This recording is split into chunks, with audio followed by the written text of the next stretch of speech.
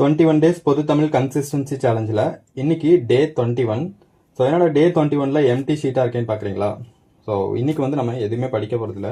ஏன்னா லாஸ்ட் 20 டேஸாக வந்து நம்ம கன்சிஸ்டண்ட்டாக ஒரு 2 to 3 ஹவர் வந்து டெய்லி படிச்சிருக்கோம். ஸோ அதுக்கான ஒரு பிரேக்காக இன்னைக்கு லாஸ்ட் டேவை வச்சுக்கோங்க.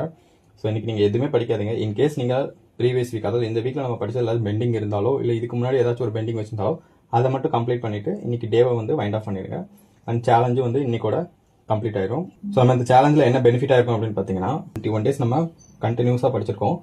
ஸோ இப்போ இந்த 3 ஹவர்ஸ் உங்களுக்கு படிக்கிறது வந்து டெய்லியும் படிக்கிறது வந்து ஒரு பெரிய விஷயமா இருக்காது. இதுக்கப்புறம் நீங்கள் எந்த சப்ஜெக்ட்ஸ் படிக்கிறதுனாலும், அது ஜிஎஸ்ஸாக இருக்கட்டும், மேக்ஸாக இருக்கட்டும், தமிழாக இருக்கட்டும், ஸோ எனி சப்ஜெக்ட்ஸ் நீங்கள் ஃபாலோ பண்ணுறதா இருந்தாலும் 3 ஹவர்ஸ் கண்டிப்பாக உட்கார முடியும். ஸோ இப்போ இந்த 3 ஹவரை நெக்ஸ்ட் டே மந்த்தில் நீங்கள் படிக்கும் போது என்ன பண்ணிருக்கீங்கன்னா 6 ஹவர் ஆர் 8 ஹவர் உங்கள் கெப்பாசிட்டிக்கு அது உங்கள் டைம் அண்ட் சுச்சுவேஷன்ஸ் தகுந்த மாதிரி நீங்கள் இன்க்ரீஸ் பண்ண பாருங்கள்.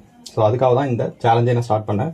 ஸோ சக்ஸஸ்ஃபுல்லாக இந்த சேலஞ்ச் வந்து கம்ப்ளீட் பண்ணியாச்சு. நானும் இந்த சேலஞ்சில் வந்து நிறைய பெனிஃபிட் ஆயிருக்கேன்.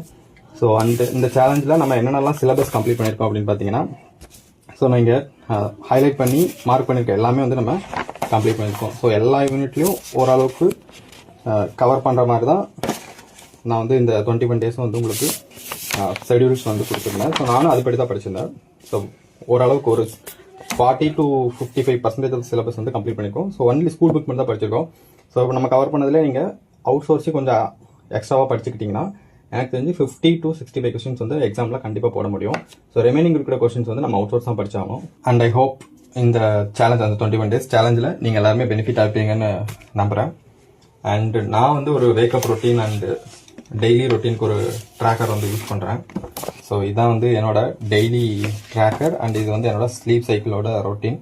ஸோ இதுக்கான போஸ்ட்டும் வந்து நான் ஆல்ரெடி என்னோட பேஜில் போஸ்ட் பண்ணிப்பேன். லைக் நீங்கள் இதை தான் டவுன்லோட் பண்ணி ட்ராக் பண்ணணும்ல, நீங்கள் இதே மாதிரி கூட ஹேண்ட் ரைட்டனாக வந்து நீங்கள் ஏதாச்சும் ஒரு இதே மாதிரி ட்ரா பண்ணி அதில் கூட நீங்கள் ட்ராக் பண்ணி நீங்கள் உங்களோட ரொட்டீனை ஃபாலோ பண்ணிக்கலாம்.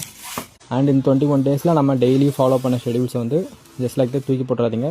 இது லாஸ்ட் மினிட் ரிவிஷன்ஸ் கூட நீங்கள் யூஸ் பண்ணிக்கலாம். So good luck to your preparation and உங்கள் எக்ஸாம்ஸ் எல்லாத்துக்குமே ஆல் த பெஸ்ட். தேங்க்யூ.